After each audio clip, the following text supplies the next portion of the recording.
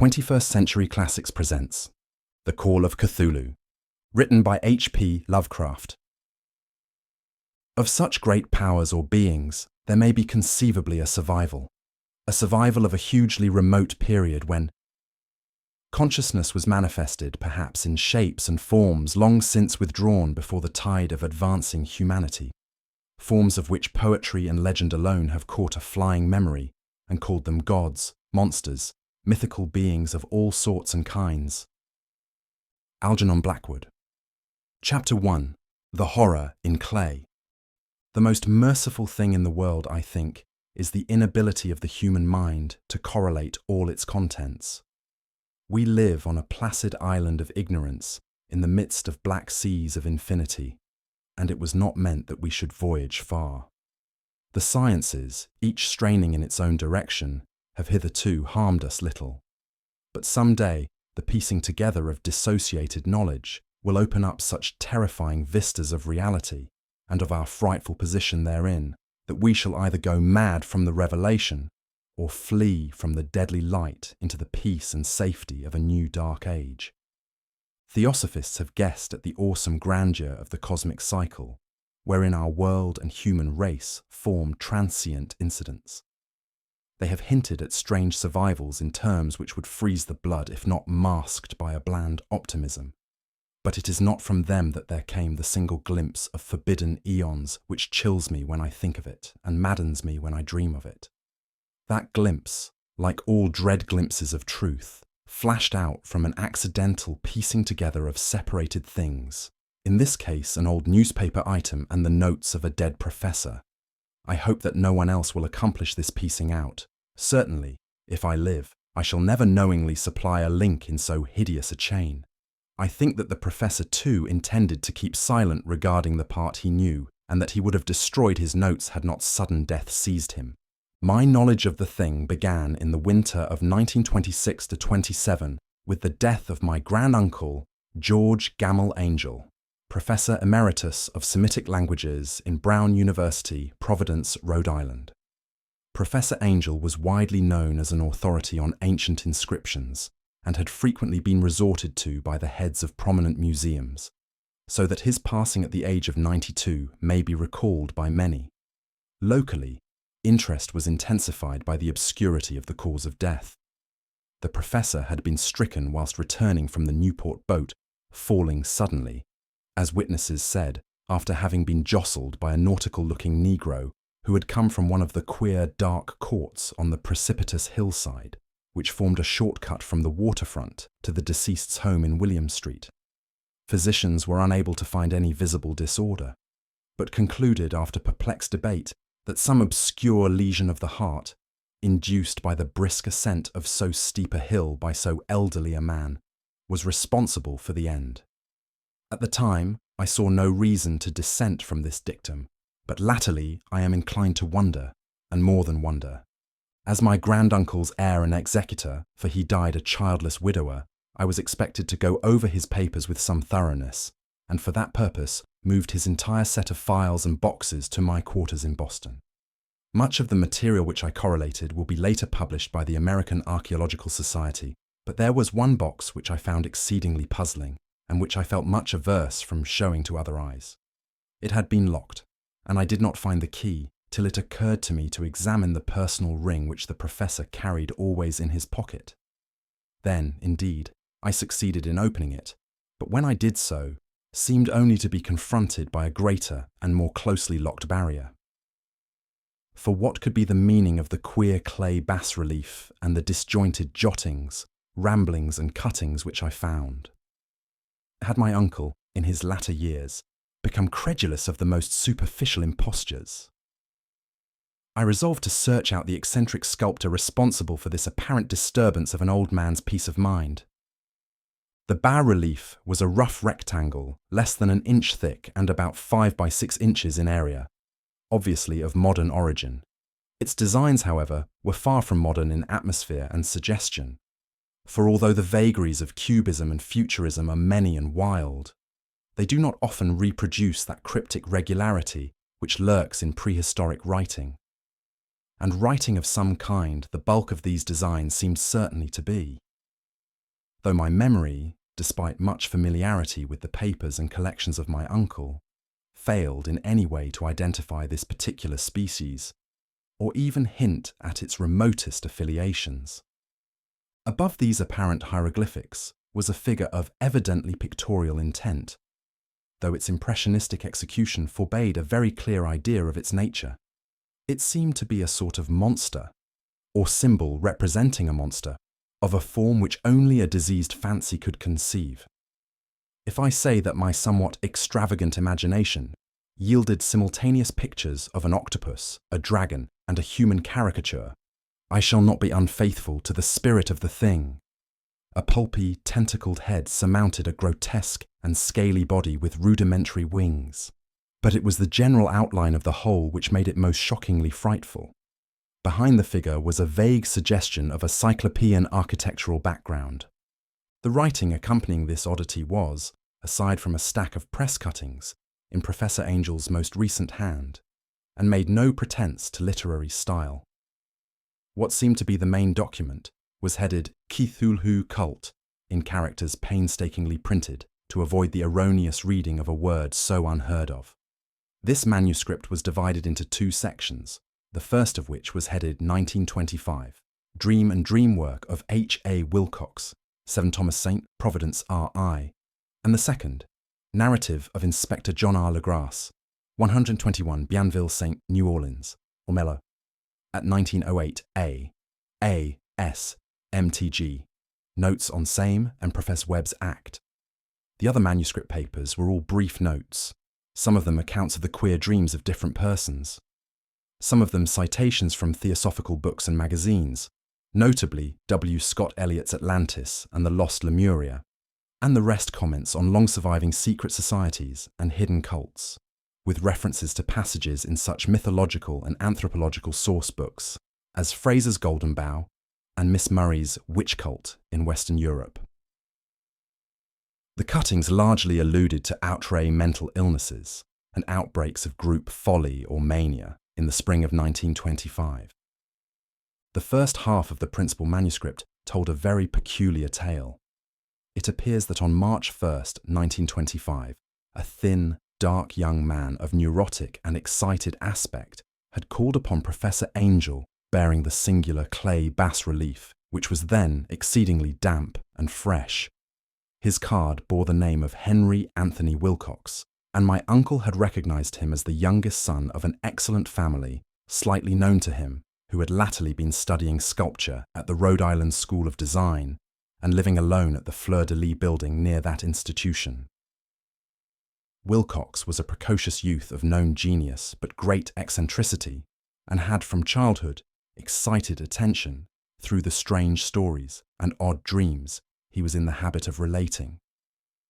He called himself psychically hypersensitive, but the staid folk of the ancient commercial city dismissed him as merely queer. Never mingling much with his kind, he had dropped gradually from social visibility and was now known only to a small group of aesthetes from other towns. Even the Providence Art Club, anxious to preserve its conservatism, had found him quite hopeless. On the occasion of the visit, ran the professor's manuscript, the sculptor abruptly asked for the benefit of his host's archaeological knowledge in identifying the hieroglyphics on the bas-relief. He spoke in a dreamy, stilted manner which suggested pose and alienated sympathy. And my uncle showed some sharpness in replying, for the conspicuous freshness of the tablet implied kinship with anything but archaeology.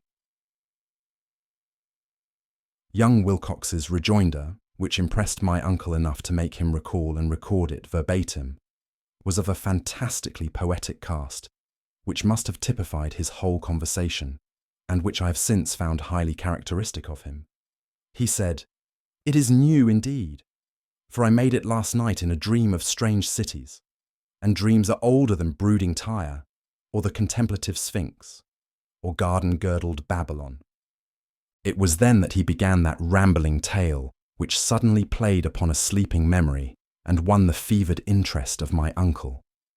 There had been a slight earthquake tremor the night before, the most considerable felt in New England for some years, and Wilcox's imagination had been keenly affected. A Upon retiring, he had had an unprecedented dream of great cyclopean cities of Titan blocks and sky-flung monoliths, all dripping with green ooze and sinister with latent horror. Hieroglyphics had covered the walls and pillars, and from some undetermined point below had come a voice that was not a voice, a chaotic sensation which only fancy could transmute into sound, but which he attempted to render by the almost unpronounceable jumble of letters. Cthulhu Phi Tang.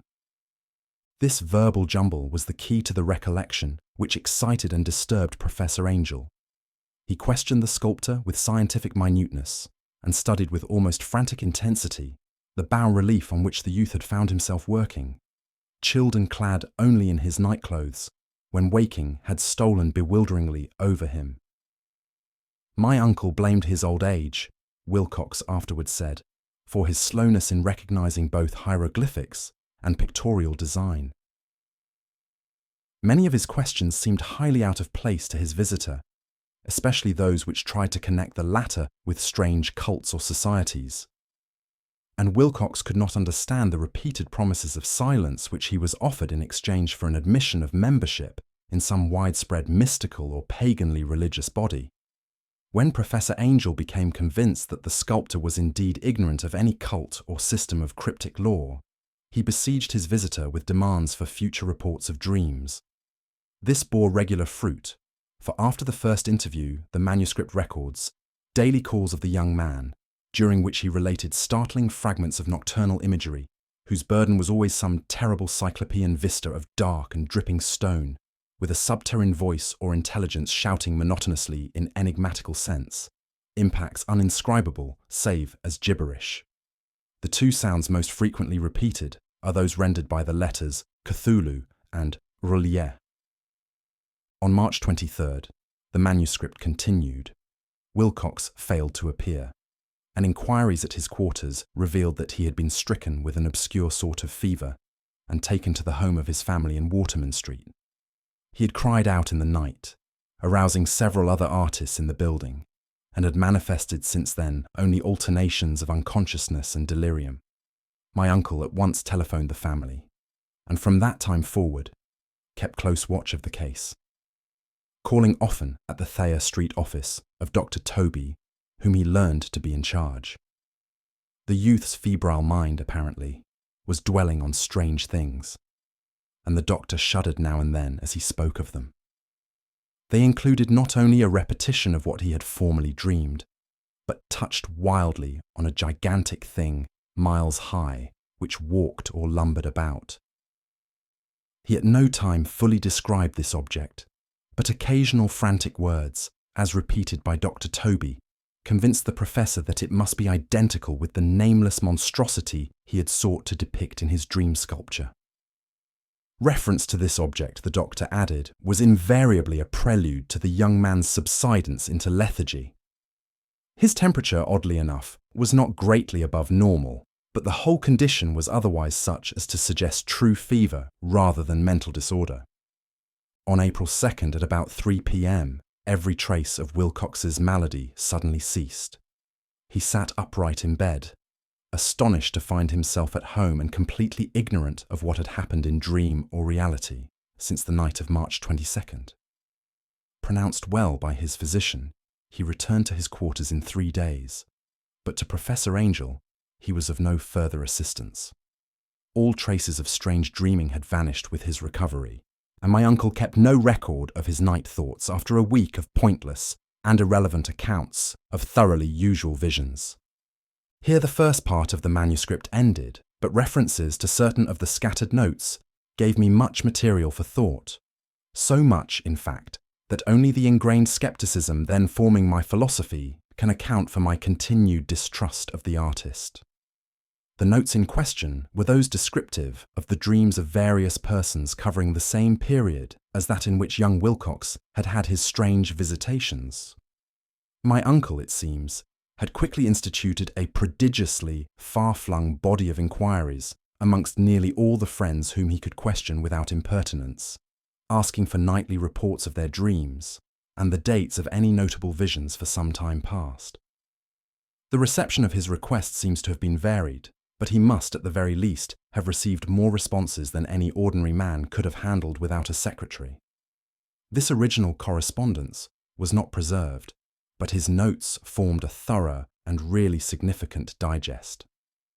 Average people in society and business, New England's traditional salt of the earth, gave an almost completely negative result, though scattered cases of uneasy but formless nocturnal impressions appear here and there, always between March 23rd and April 2nd, the period of young Wilcox's delirium. Scientific men were little more affected, though 4 cases of vague description suggest fugitive glimpses of strange landscapes. And in one case, there is mentioned a dread of something abnormal. It was from the artists and poets that the pertinent answers came, and I know that panic would have broken loose had they been able to compare notes. As it was, lacking their original letters, I half suspected the compiler of having asked leading questions, or of having edited the correspondence in corroboration of what he had latently resolved to see. That is why I continue to feel that Wilcox, somehow cognizant of the old data which my uncle had possessed, had been imposing on the veteran scientist. These responses from aesthetes told a disturbing tale. From February 28th to April 2nd, a large proportion of them had dreamed very bizarre things, the intensity of the dreams being immeasurably the stronger during the period of the sculptor's delirium. Over a fourth of those who reported anything reported scenes and half-sounds not unlike those which Wilcox had described, and some of the dreamers confessed acute fear of the gigantic nameless thing visible toward the last. One case, which the note describes with emphasis, was very sad. The subject, a widely known architect with leanings toward theosophy and occultism, went violently insane on the date of young Wilcox's seizure and expired several months later, after incessant screamings to be saved from some escaped denizen of hell.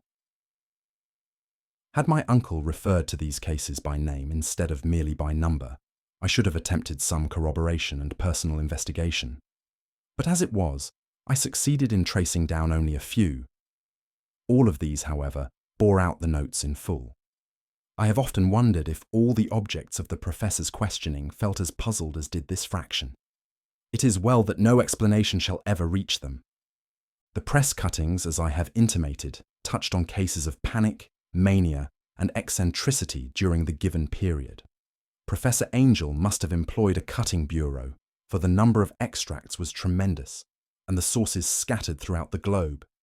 Here was a nocturnal suicide in London, where a lone sleeper had leaped from a window after a shocking cry.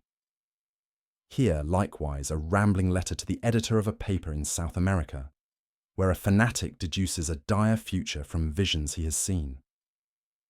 A dispatch from California describes a theosophist colony as donning white robes en masse for some glorious fulfillment which never arrives, whilst items from India speak guardedly of serious native unrest toward the end of March. Voodoo orgies multiply in Haiti, and African outposts report ominous mutterings. American officers in the Philippines find certain tribes bothersome about this time, and New York policemen are mobbed by hysterical Levantines on the night of March 22nd, 23. The west of Ireland, too, is full of wild rumour and legendary, and a fantastic painter named Ardua Bogno hangs a blasphemous dream landscape in the Paris Spring Salon of 1926. And so numerous are the recorded troubles in insane asylums that only a miracle can have stopped the medical fraternity from noting strange parallelisms and drawing mystified conclusions. A weird bunch of cuttings, all told, and I can at this date scarcely envisage the callous rationalism with which I set them aside. But I was then convinced that young Wilcox had known of the older matters mentioned by the professor. Chapter 2. The Tale of Inspector Legrasse. The older matters which had made the sculptor's dream and bas-relief so significant to my uncle formed the subject of the second half of his long manuscript. Once before, it appears, Professor Angel had seen the hellish outlines of the nameless monstrosity, puzzled over the unknown hieroglyphics, and heard the ominous syllables which can be rendered only as Cthulhu. And all this in so stirring and horrible a connection that it is small wonder he pursued young Wilcox with queries and demands for data. This earlier experience had come in 1908, 17 years before, when the American Archaeological Society held its annual meeting in St. Louis. Professor Angel, as befitted one of his authority and attainments, had had a prominent part in all the deliberations, and was one of the first to be approached by the several outsiders who took advantage of the convocation to offer questions for correct answering and problems for expert solution. The chief of these outsiders, and in a short time the focus of interest for the entire meeting, was a commonplace-looking middle-aged man who had travelled all the way from New Orleans for certain special information unobtainable from any local source. His name was John Raymond Legrasse, and he was, by profession, an inspector of police. With him he bore the subject of his visit, a grotesque, repulsive, and apparently very ancient stone statuette whose origin he was at a loss to determine. It must not be fancied that Inspector Legrasse had the least interest in archaeology. On the contrary, his wish for enlightenment was prompted by purely professional considerations. The statuette, idol, fetish, or whatever it was, had been captured some months before in the wooded swamps south of New Orleans during a raid on a supposed voodoo meeting, and so singular and hideous were the rites connected with it that the police could not but realize that they had stumbled on a dark cult totally unknown to them and infinitely more diabolic than even the blackest of the African voodoo circles. Of its origin, apart from the erratic and unbelievable tales extorted from the captured members, absolutely nothing was to be discovered. Hence the anxiety of the police for any antiquarian lore which might help them to place the frightful symbol, and through it track down the cult to its fountainhead. Inspector Legrasse was scarcely prepared for the sensation which his offering created. One sight of the thing had been enough to throw the assembled men of science into a state of tense excitement, and they lost no time in crowding around him to gaze at the diminutive figure whose utter strangeness and air of genuinely abysmal antiquity hinted so potently at unopened and archaic vistas. No recognized school of sculpture had animated this terrible object, yet centuries and even thousands of years seemed recorded in its dim and greenish surface of unplaceable stone. The figure, which was finally passed slowly from man to man for close and careful study, was between 7 and 8 inches in height, and of exquisitely artistic workmanship. It represented a monster of vaguely anthropoid outline, but with an octopus-like head, whose face was a mass of feelers, a scaly, rubbery-looking body, prodigious claws on hind and fore feet, and long, narrow wings behind. This thing, which seemed instinct with a fearsome and unnatural malignancy, was of a somewhat bloated corpulence and squatted evilly on a rectangular block or pedestal covered with undecipherable characters. The tips of the wings touched the back edge of the block. The seat occupied the centre, whilst the long curved claws of the doubled-up, crouching hind legs gripped the front edge and extended a quarter of the way down toward the bottom of the pedestal. The cephalopod head was bent forward, so that the ends of the facial feelers brushed the backs of huge forepaws, which clasped the croucher's elevated knees. The aspect of the whole was abnormally lifelike, and the more subtly fearful because its source was so totally unknown. Its vast, awesome, and incalculable age was unmistakable. Yet not one link did it show with any known type of art belonging to civilization's youth, or indeed, to any other time. Totally separate and apart, its very material was a mystery, for the soapy, greenish-black stone, with its golden or iridescent flecks and striations, resembled nothing familiar to geology or mineralogy. The characters along the base were equally baffling, and no member present, despite a representation of half the world's expert learning in this field, could form the least notion of even their remotest linguistic kinship. They, like the subject and material, belonged to something horribly remote and distinct from mankind as we know it, something frightfully suggestive of old and unhallowed cycles of life, in which our world and our conceptions have no part. And yet, As the members severally shook their heads and confessed defeat at the inspector's problem, there was one man in that gathering who suspected a touch of bizarre familiarity in the monstrous shape and writing, and who presently told with some diffidence of the odd trifle he knew. This person was the late William Channing Webb, professor of anthropology in Princeton University, and an explorer of no slight note.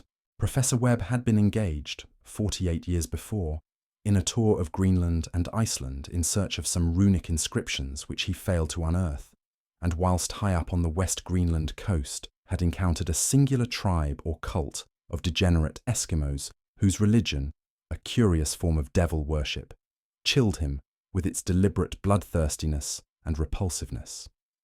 It was a faith of which other Eskimos knew little, and which they mentioned only with shudders, saying that it had come down from horribly ancient eons before ever the world was made. Besides nameless rites and human sacrifices, there were certain queer hereditary rituals addressed to a supreme elder devil or Tornasuk. And of this, Professor Webb had taken a careful phonetic copy from an aged Angekok or wizard priest, expressing the sounds in Roman letters as best he knew how.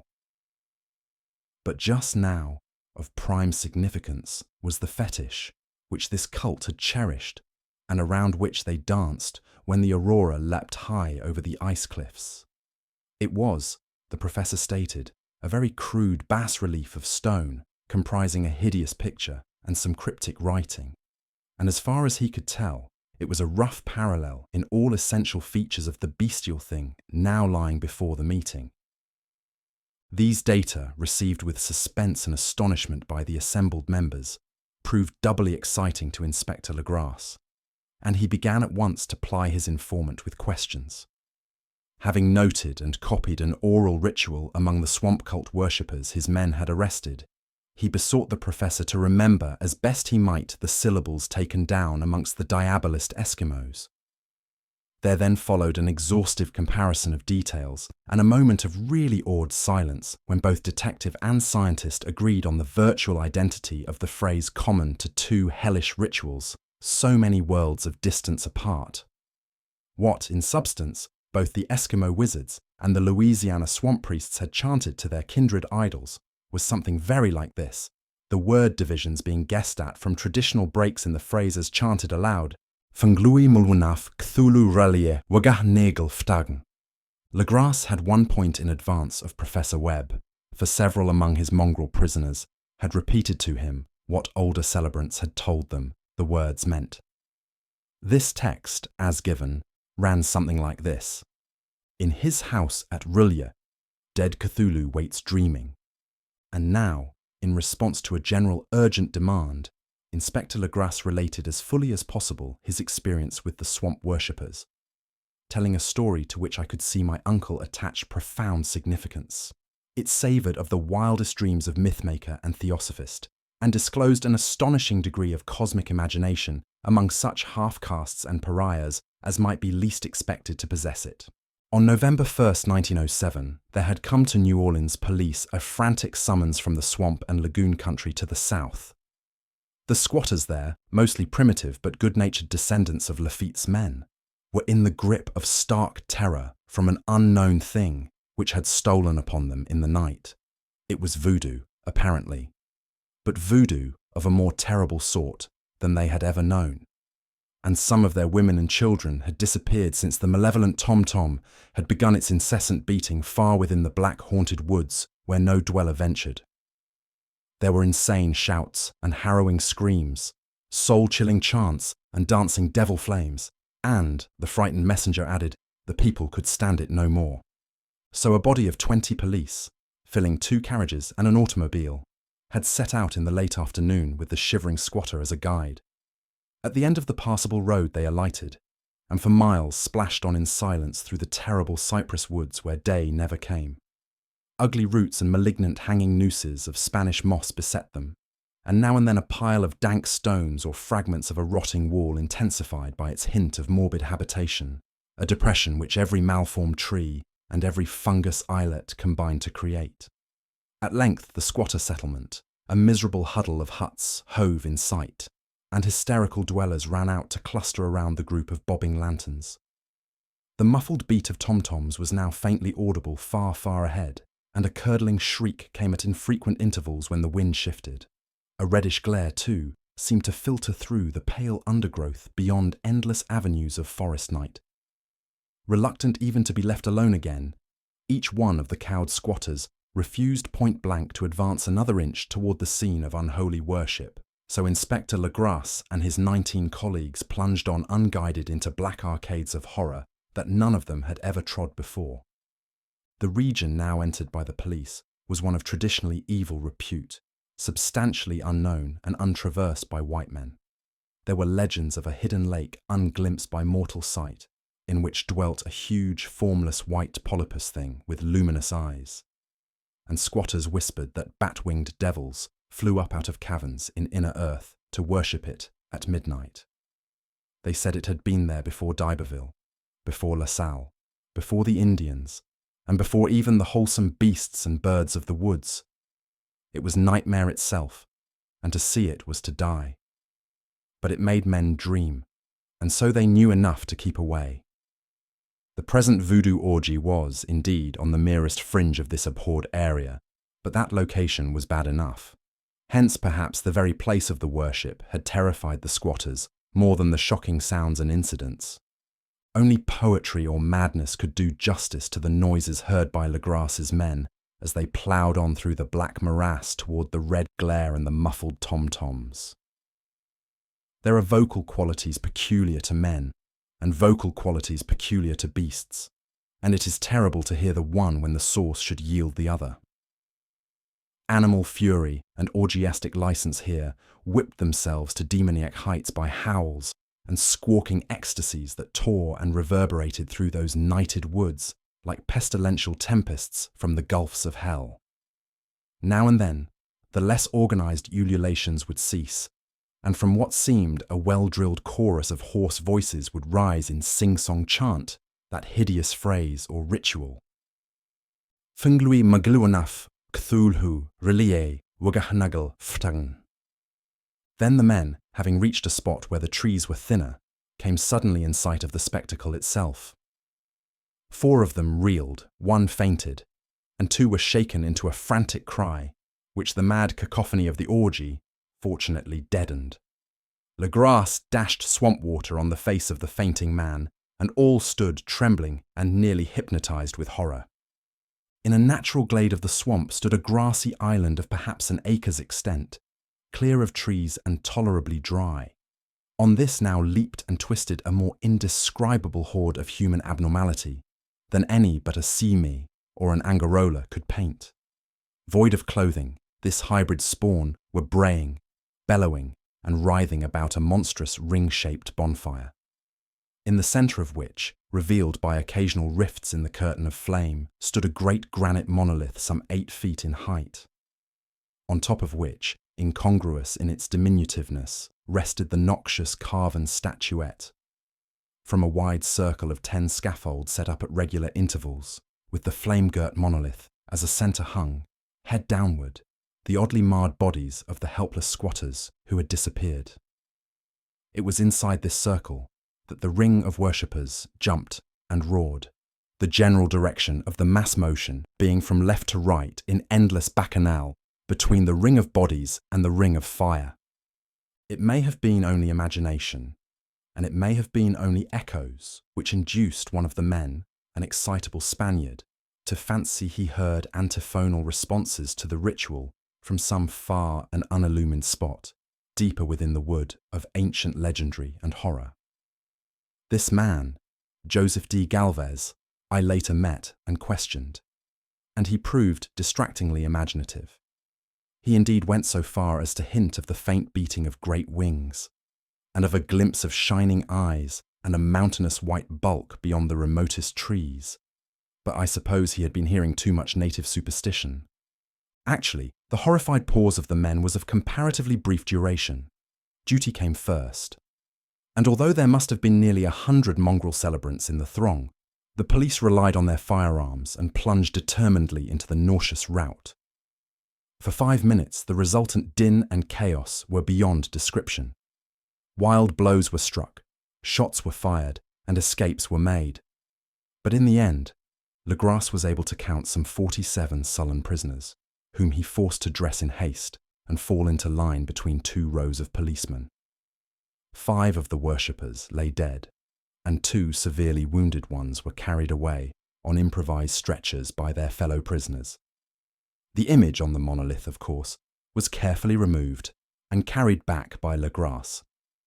Examined at headquarters, after a trip of intense strain and weariness, the prisoners all proved to be men of a very low, mixed-blooded, and mentally aberrant type.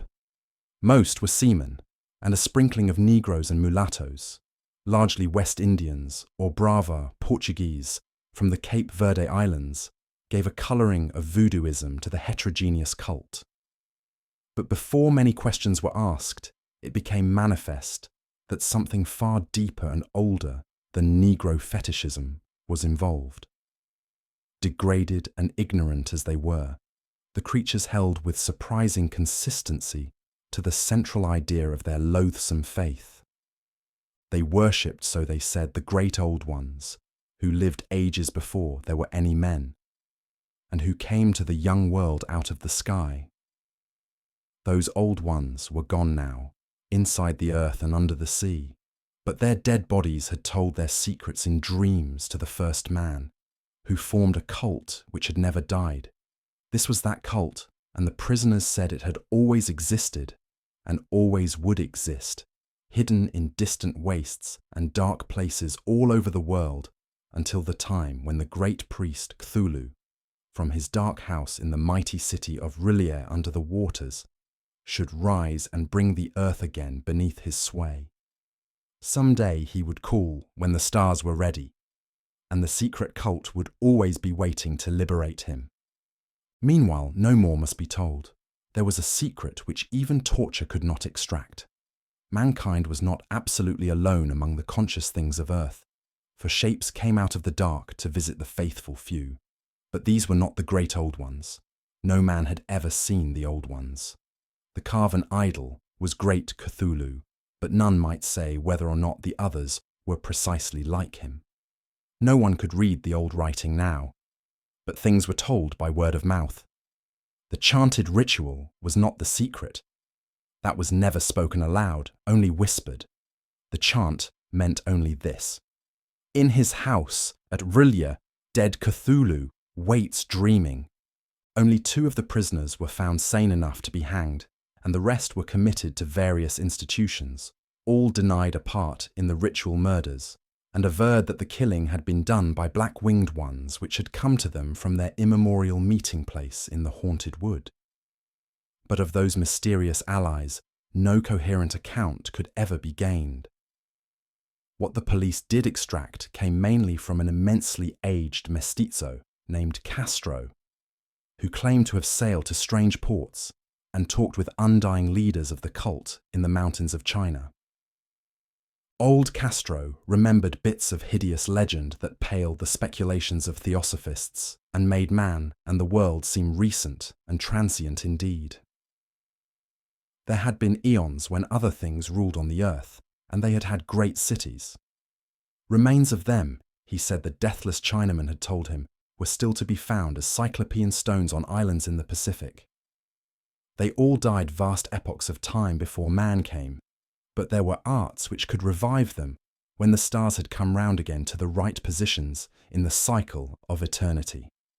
They had, indeed, come themselves from the stars and brought their images with them. These great old ones, Castro continued, were not composed altogether of flesh and blood. They had shape, for did not this star-fashioned image prove it? But that shape was not made of matter. When the stars were right, they could plunge from world to world through the sky. But when the stars were wrong, they could not live. But although they no longer lived, they would never really die. They all lay in stone houses in their great city of R'lyeh, preserved by the spells of mighty Cthulhu for a glorious resurrection when the stars and the earth might once more be ready for them. But at that time, some force from outside must serve to liberate their bodies. The spells that preserved them intact, likewise prevented them from making an initial move, and they could only lie awake in the dark and think whilst uncounted millions of years rolled by. They knew all that was occurring in the universe, for their mode of speech was transmitted thought. Even now they talked in their tombs. When, after infinities of chaos, the first men came, the great old ones spoke to the sensitive among them by moulding their dreams, for only thus could their language reach the fleshly minds of mammals. Then, whispered Castro, those first men formed the cult around small idols which the great ones showed them. Idols brought in dim errors from dark stars. That cult would never die till the stars came right again, and the secret priests would take great Cthulhu from his tomb to revive his subjects and resume his rule of Earth. The time would be easy to know, for then mankind would have become as the great old ones, free and wild and beyond good and evil, with laws and morals thrown aside and all men shouting and killing and revelling in joy. Then the liberated old ones would teach them new ways to shout and kill and revel and enjoy themselves, and all the earth would flame with a holocaust of ecstasy and freedom. Meanwhile, the cult, by appropriate rites, must keep alive the memory of those ancient ways and shadow forth the prophecy of their return. In the elder time, chosen men had talked with the entombed old ones in dreams, but then something had happened.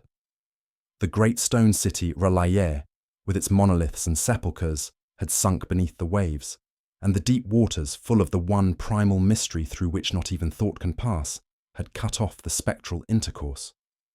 But memory never died, and High Priest said that the city would rise again when the stars were right. Then came out of the earth the black spirits of earth, mouldy and shadowy, and full of dim rumours picked up in caverns beneath forgotten sea bottoms.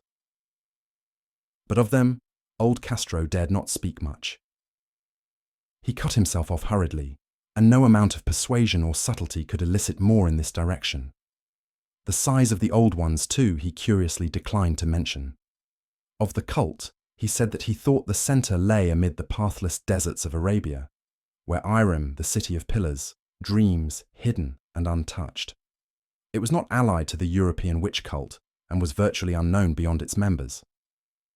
No book had ever really hinted of it, though the deathless Chinaman said that there were double meanings in the Necronomicon of the mad Arab Abdul al-Hazred, which the initiated might read as they chose, especially the much-discussed couplet, "That is not dead which can eternal lie, and with strange aeons even death may die." Legrasse, deeply impressed and not a little bewildered, had inquired in vain concerning the historic affiliations of the cult. Castro, apparently, had told the truth when he said that it was wholly secret. The authorities at Tulane University could shed no light upon either cult or image, and now the detective had come to the highest authorities in the country and met with no more than the Greenland tale of Professor Webb. The feverish interest aroused at the meeting by Legrasse's tale, corroborated as it was by the statuette, is echoed in the subsequent correspondence of those who attended, although scant mention occurs in the formal publication of the society. Caution is the first care of those accustomed to face occasional charlatanry and imposture. Legrasse for some time lent the image to Professor Webb, but at the latter's death it was returned to him and remains in his possession, where I viewed it not long ago. It is truly a terrible thing, and unmistakably akin to the dream sculpture of young Wilcox. That my uncle was excited by the tale of the sculptor I did not wonder, for what thoughts must arise upon hearing. After a knowledge of what Legrasse had learned of the cult, of a sensitive young man who had dreamed not only the figure and exact hieroglyphics of the swamp-found image and the Greenland devil tablet, but had come in his dreams upon at least 3 of the precise words of the formula uttered alike by Eskimo diabolists and mongrel Louisianans. Professor Angel's instant start on an investigation of the utmost thoroughness was eminently natural, though privately I suspected young Wilcox of having heard of the cult in some indirect way, and of having invented a series of dreams to heighten and continue the mystery at my uncle's expense.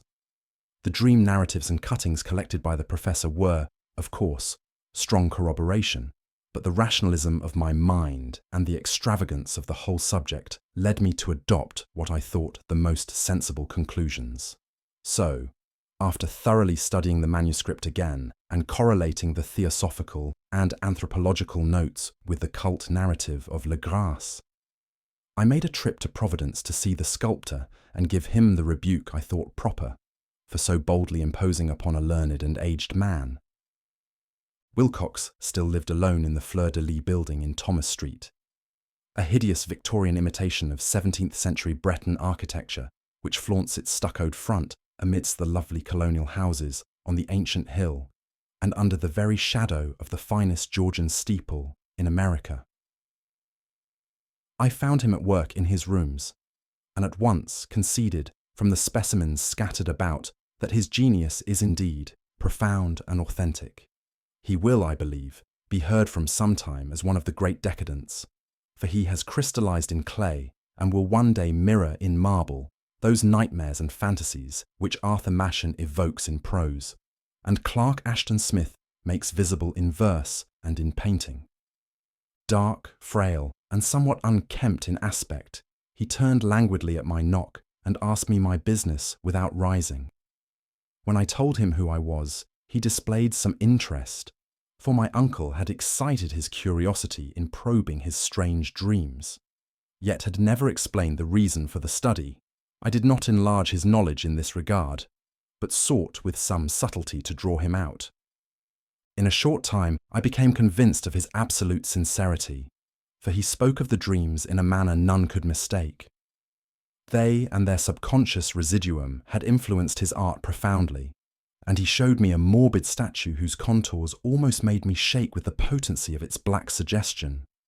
He could not recall having seen the original of this thing except in his own dream bas-relief, but the outlines had formed themselves insensibly under his hands. It was, no doubt, the giant shape he had raved of in delirium.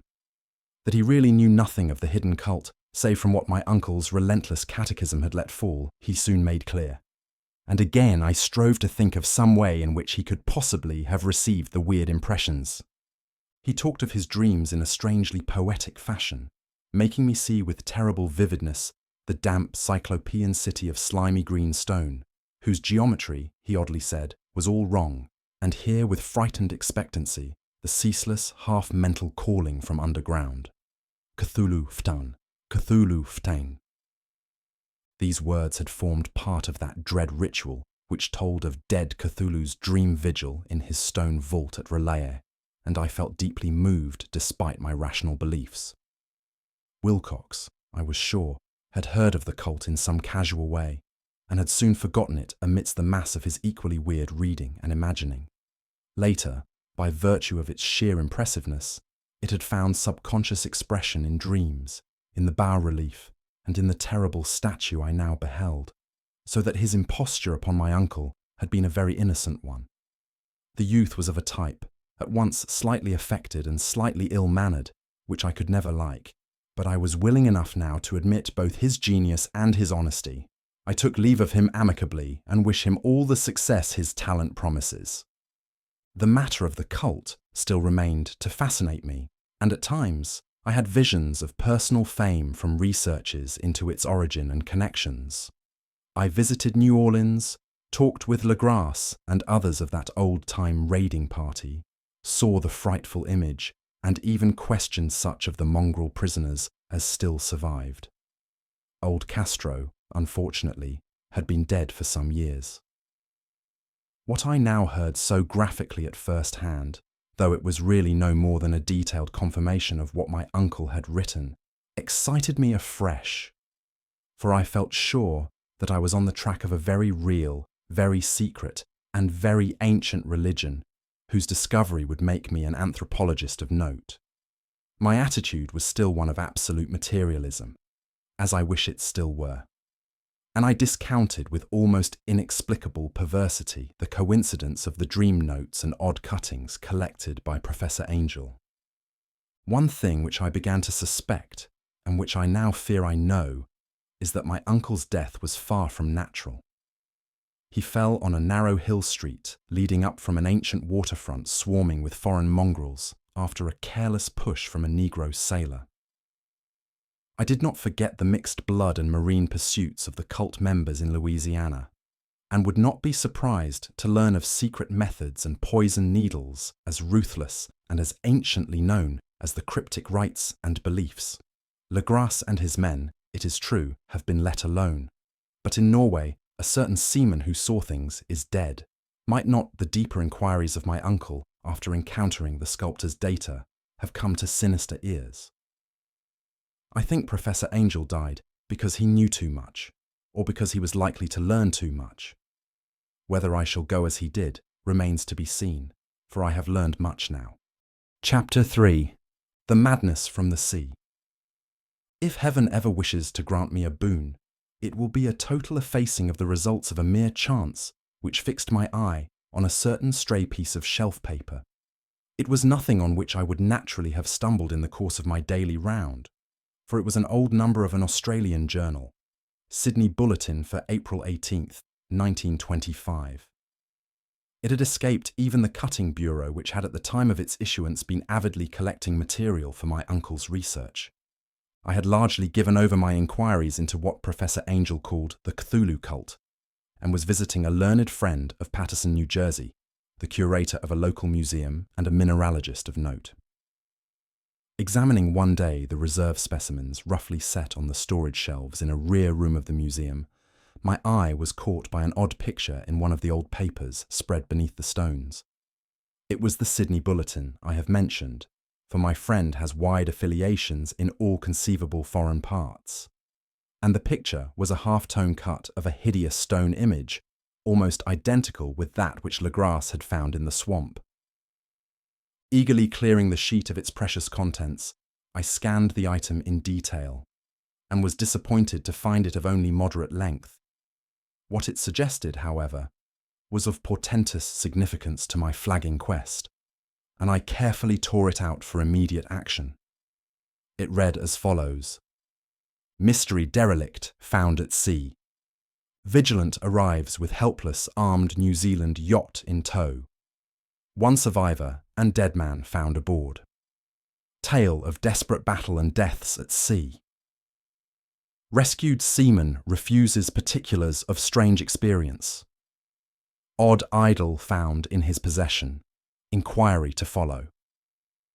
The Morrison Comans freighter Vigilant, bound from Valparaiso, arrived this morning at its wharf in Darling Harbour, having in tow the battled and disabled but heavily armed steam yacht Alert of Dunedin, NZ, which was sighted April 12th in S latitude 34°21, W longitude 152°17", with one living and one dead man aboard. The Vigilant left Valparaiso March 25th, and on April 2nd was driven considerably south of her course by exceptionally heavy storms and monster waves. On April 12th, the derelict was sighted, and though apparently deserted, was found upon boarding to contain one survivor in a half-delirious condition, and one man who had evidently been dead for more than a week. The living man was clutching a horrible stone idol of unknown origin, about a foot in height, regarding whose nature authorities at Sydney University, the Royal Society, and the museum in College Street all profess complete bafflement, and which the survivor says he found in the cabin of the yacht, in a small carved shrine of common pattern. This man, after recovering his senses, told an exceedingly strange story of piracy and slaughter. He is Gustaf Johansson, a Norwegian of some intelligence, and had been second mate of the two-masted schooner, Emma of Auckland, which sailed for Callao February 20th, with a complement of 11 men. The Emma, he says, was delayed and thrown widely south of her course by the great storm of March 1st, and on March 22nd, in S latitude 40°51 Zalm, W longitude 128°34, encountered the Alert, manned by a queer and evil-looking crew of Kanakas and half-castes. Being ordered peremptorily to turn back, Captain Collins refused, whereupon the strange crew began to fire savagely and without warning upon the schooner with a peculiarly heavy battery of brass cannon forming part of the yacht's equipment. The Emma's men showed fight, says the survivor, and though the schooner began to sink from shots beneath the waterline, they managed to heave alongside their enemy and board her, grappling with the savage crew on the yacht's deck, and being forced to kill them all, the number being slightly superior because of their particularly abhorrent and desperate though rather clumsy mode of fighting. 3 of the Emma's men, including Captain Collins and First Mate Green, were killed, and the remaining 8 under Second Mate Johansson proceeded to navigate the captured yacht, going ahead in their original direction to see if any reason for their ordering back had existed. The next day, it appears, they raised and landed on a small island, although none is known to exist in that part of the ocean, and 6 of the men somehow died ashore, though Johansson is queerly reticent about this part of his story and speaks only of their falling into a rock chasm. Later, it seems, he and one companion boarded the yacht and tried to manage her, but were beaten about by the storm of April 2nd. From that time till his rescue on the 12th, the man remembers little, and he does not even recall when William Bryden, his companion, died. Bryden's death reveals no apparent cause, and was probably due to excitement or exposure. Cable advices from Dunedin report that the Alert was well known there as an island trader, and bore an evil reputation along the waterfront. It was owned by a curious group of half-castes, whose frequent meetings and night trips to the woods attracted no little curiosity, and it had set sail in great haste just after the storm and earth tremors of March 1st. Our Auckland correspondent gives the Emma and her crew an excellent reputation, and Johansson is described as a sober and worthy man. The Admiralty will institute an inquiry on the whole matter beginning tomorrow, at which every effort will be made to induce Johansson to speak more freely than he has done hitherto. This was all, together with the picture of the hellish image. But what a train of ideas it started in my mind. Here were new treasuries of data on the Cthulhu cult, and evidence that it had strange interests at sea as well as on land. What motive prompted the hybrid crew to order back the Emma as they sailed about with their hideous idol? What was the unknown island on which 6 of the Emma's crew had died, and about which the mate Johansson was so secretive? What had the Vice Admiralty's investigation brought out, and what was known of the noxious cult in Dunedin? And most marvellous of all, what deep and more than natural linkage of dates was this which gave a malign and now undeniable significance to the various turns of events so carefully noted by my uncle? March the 1st, our February 28th, according to the international date line, the earthquake and storm had come. From Dunedin, the Alert and her noisome crew had darted eagerly forth as if imperiously summoned, and on the other side of the earth, poets and artists had begun to dream of a strange, dank, cyclopean city, whilst a young sculptor had moulded in his sleep the form of the dreaded Cthulhu. March 23rd, the crew of the Emma landed on an unknown island and left 6 men dead, and on that date, the dreams of sensitive men assumed a heightened vividness and darkened with dread of a giant monster's malign pursuit, whilst an architect had gone mad and a sculptor had lapsed suddenly into delirium.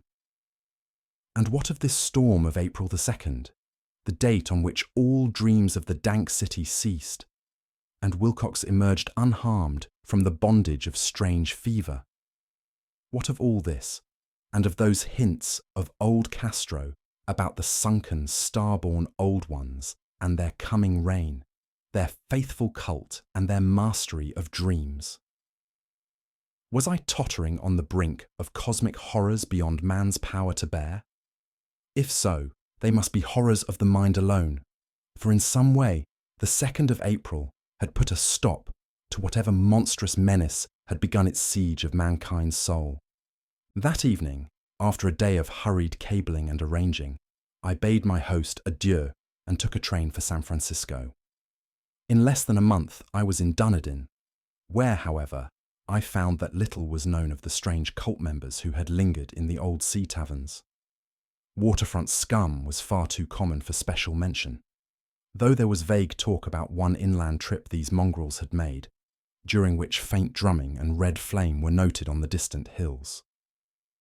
In Auckland, I learned that Johansson had returned with yellow hair turned white after a perfunctory and inconclusive questioning at Sydney, and had thereafter sold his cottage in West Street and sailed with his wife to his old home in Oslo. Of his stirring experience, he would tell his friends no more than he had told the Admiralty officials, and all they could do was to give me his Oslo address. After that, I went to Sydney and talked profitlessly with seamen and members of the Vice Admiralty Court. I saw the Alert, now sold and in commercial use, at Circular Quay in Sydney Cove, but gained nothing from its non-committal bulk. The crouching image with its cuttlefish head, dragon body, scaly wings and hieroglyphed pedestal was preserved in the museum at Hyde Park, and I studied it long and well, finding it a thing of balefully exquisite workmanship and with the same utter mystery, terrible antiquity and unearthly strangeness of material which I had noted in Legrasse's smaller specimen. Geologists, the curator told me, had found it a monstrous puzzle, for they vowed that the world held no rock like it. Then I thought with a shudder of what old Castro had told Legrasse about the primal great ones. They had come from the stars, and had brought their images with them. Shaken with such a mental revolution as I had never before known, I now resolved to visit Meta Johansson in Oslo. Sailing for London, I re-embarked at once for the Norwegian capital, and one autumn day landed at the trim wharves in the shadow of the Iggerberg. Johansson's address, I discovered, lay in the old town of King Harald Hardrada, which kept alive the name of Oslo during all the centuries that the greater city masqueraded as Christiania. I made the brief trip by taxicab and knocked with palpitant heart at the door of a neat and ancient building with plastered front. A sad-faced woman in black answered my summons, and I was stung with disappointment when she told me in halting English that Gustaf Johansson was no more. He had not long survived his return, said his wife, for the doings at sea in 1925 had broken him. He had told her no more than he had told the public, but had left a long manuscript of technical matters, as he said, written in English, evidently in order to safeguard her from the peril of casual perusal. During a walk through a narrow lane near the Gothenburg dock, a bundle of papers falling from an attic window had knocked him down. 2 Lascar sailors at once helped him to his feet, but before the ambulance could reach him, he was dead. Physicians found no adequate cause for the end and laid it to heart trouble and a weakened constitution. I now felt gnawing at my vitals that dark terror which will never leave me till I, too, am at rest, accidentally or otherwise, persuading the widow that my connection with her husband's technical matters was sufficient to entitle me to his manuscript. I bore the document away and began to read it on the London boat. It was a simple, rambling thing, a naive sailor's effort at a post facto diary, and strove to recall, day by day, that last awful voyage. I cannot attempt to transcribe it verbatim in all its cloudiness and redundance, but I will tell its gist enough to show why the sound of the water against the vessel's sides became so unendurable to me that I stopped my ears with cotton. Johansson, thank God, did not know quite all, even though he saw the city and the thing. But I shall never sleep calmly again when I think of the horrors that lurk ceaselessly behind life in time and in space, and of those unhallowed blasphemies from elder stars which dream beneath the sea, known and favoured by a nightmare cult, ready and eager to loose them on the world whenever another earthquake shall heave their monstrous stone city again to the sun and air. Johansson's voyage had begun just as he told it to the Vice Admiralty. The Emma in ballast had cleared Auckland on February 20th, and had felt the full force of that earthquake-born tempest, which must have heaved up from the sea bottom the horrors that filled men's dreams. Once more under control, the ship was making good progress when held up by the Alert on March 22nd, and I could feel the mate's regret as he wrote of her bombardment and sinking. Of the swarthy cult fiends on the Alert, he speaks with significant horror. There was some peculiarly abominable quality about them which made their destruction seem almost a duty, and Johansson shows ingenuous wonder at the charge of ruthlessness brought against his party during the proceedings of the Court of Inquiry. Then, driven ahead by curiosity in their captured yacht under Johansson's command. The men sight a great stone pillar sticking out of the sea, and in S latitude 47 degrees 9, W longitude 126 degrees 43, come upon a coastline of mingled mud, ooze, and weedy cyclopean masonry, which can be nothing less than the tangible substance of Earth's supreme terror, the nightmare corpse city of Aurelia, that was built in measureless eons behind history by the vast, loathsome shapes that seeped down from the dark stars. There lay great Cthulhu and his hordes, hidden in green, slimy vaults, and sending out at last, after cycles incalculable, the thoughts that spread fear to the dreams of the sensitive, and called imperiously to the faithful to come on a pilgrimage of liberation and restoration. All this Johansson did not suspect, but God knows he soon saw enough. I suppose that only a single mountaintop, the hideous monolith-crowned citadel whereon great Cthulhu was buried, actually emerged from the waters. When I think of the extent of all that may be brooding down there, I almost wish to kill myself forthwith. Johansson and his men were awed by the cosmic majesty of this dripping Babylon of elder demons, and must have guessed without guidance that it was nothing of this or of any sane planet. Or at the unbelievable size of the greenish stone blocks, at the dizzying height of the great carven monolith, and at the stupefying identity of the colossal statues and bas-reliefs with the queer image found in the shrine on the Alert, is poignantly visible in every line of the mate's frightened description. Without knowing what futurism is like, Johansson achieved something very close to it when he spoke of the city, for instead of describing any definite structure or building, he dwells only on the broad impressions of vast angles and stone surfaces, surfaces too great to belong to anything right or proper for this earth, and impious with horrible images and hieroglyphs. I mention his talk about angles because it suggests something Wilcox had told me of his awful dreams. He had said that the geometry of the dream place he saw was abnormal, non-Euclidean, and loathsomely redolent of spheres and dimensions apart from ours. Now an unlettered seaman felt the same thing whilst gazing at the terrible reality.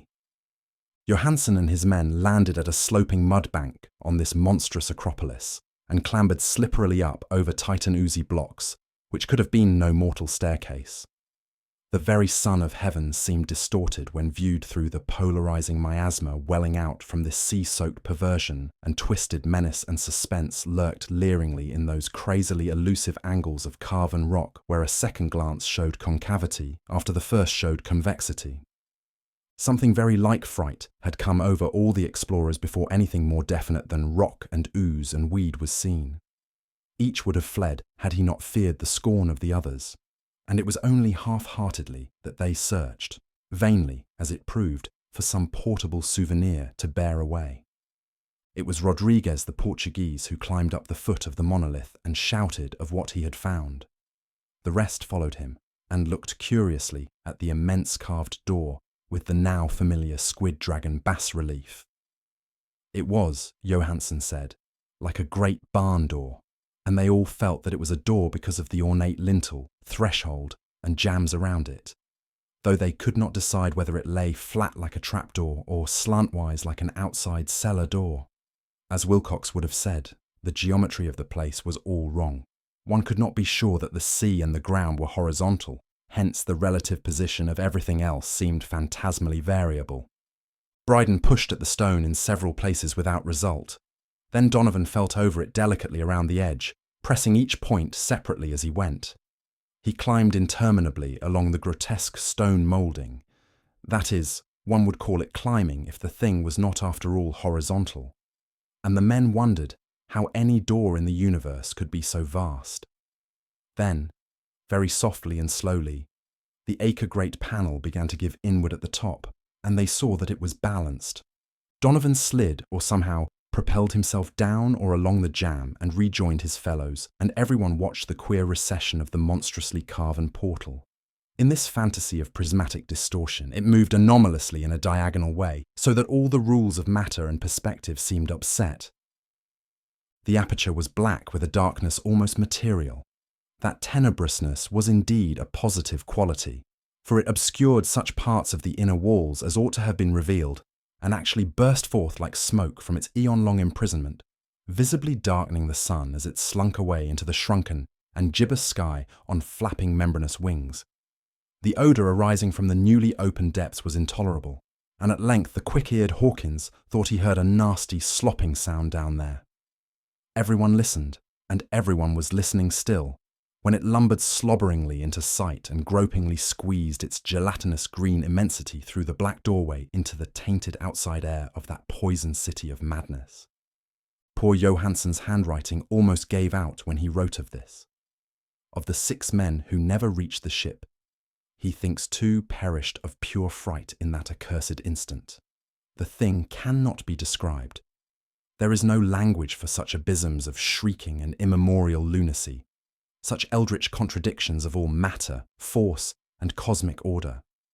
A mountain walked or stumbled. God!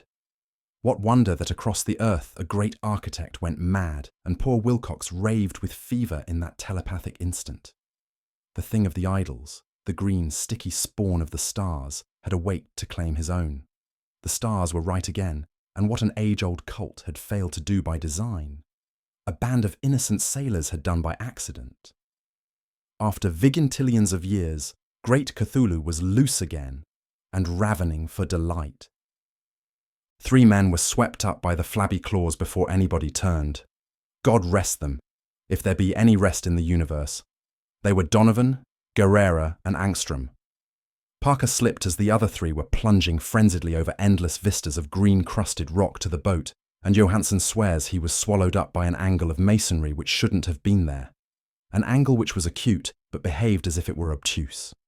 So only Bryden and Johansson reached the boat, and pulled desperately for the alert as the mountainous monstrosity flopped down the slimy stones and hesitated floundering at the edge of the water. Steam had not been suffered to go down entirely, despite the departure of all hands for the shore, and it was the work of only a few moments of feverish rushing up and down between wheels and engines to get the alert underway. Slowly, amidst the distorted horrors of that indescribable scene, she began to churn the lethal waters, whilst on the masonry of that charnel shore that was not of earth, the Titan thing from the stars slavered and gibbered like Polypheme, cursing the fleeing ship of Odysseus. Then, bolder than the storied Cyclops, great Cthulhu slid greasily into the water and began to pursue with vast wave-raising strokes of cosmic potency.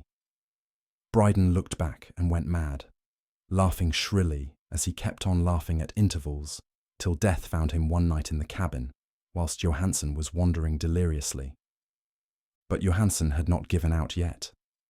Knowing that the thing could surely overtake the alert until steam was fully up, he resolved on a desperate chance, and setting the engine for full speed, ran lightning-like on deck and reversed the wheel.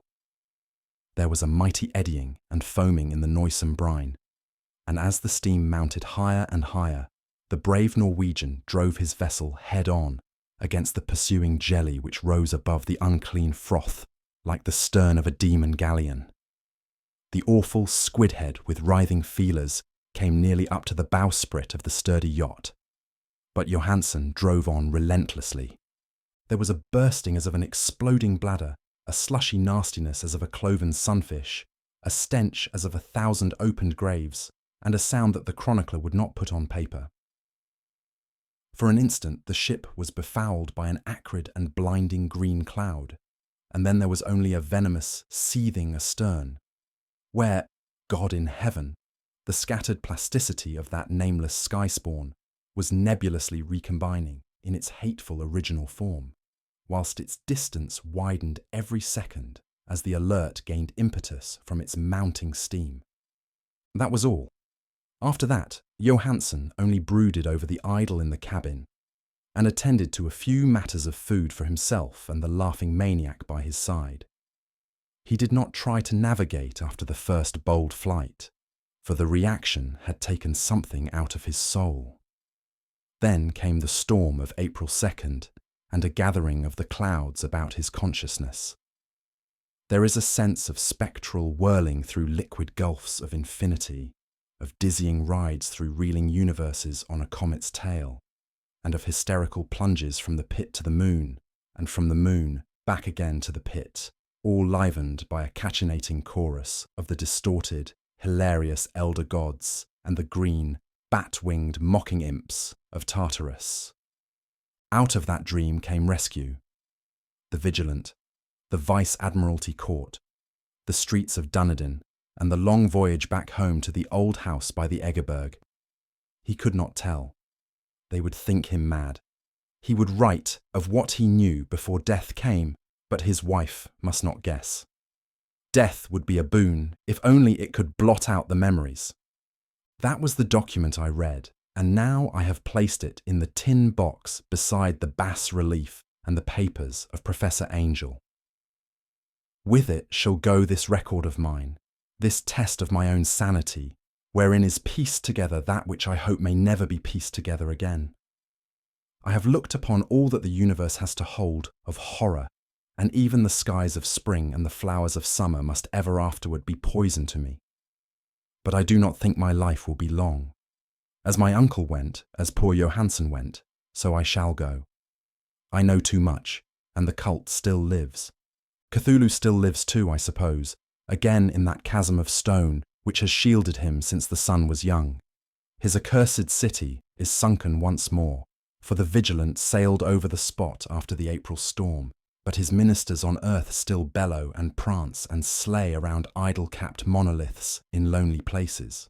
He must have been trapped by the sinking whilst within his black abyss, or else the world would by now be screaming with fright and frenzy.